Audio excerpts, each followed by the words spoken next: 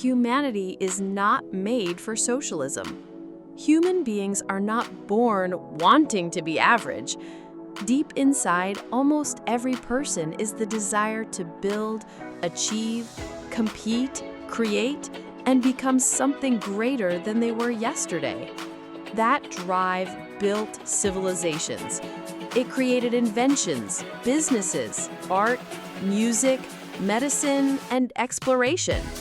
Socialism fails because it tries to suppress the natural incentives that fuel human progress. When the reward for extraordinary effort is disconnected from the effort itself, motivation declines.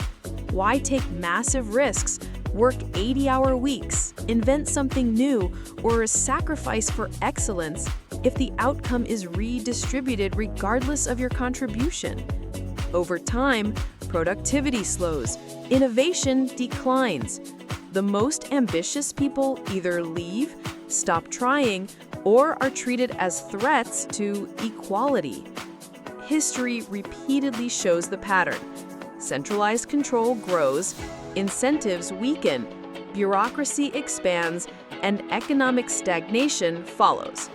A free society is not perfect, but systems built around liberty, ownership, and voluntary exchange tend to unleash the strongest parts of human nature: ambition, creativity, responsibility, and the desire to improve one's life. The drive for greatness is not a flaw in humanity. It's one of the main reasons humanity advances at all.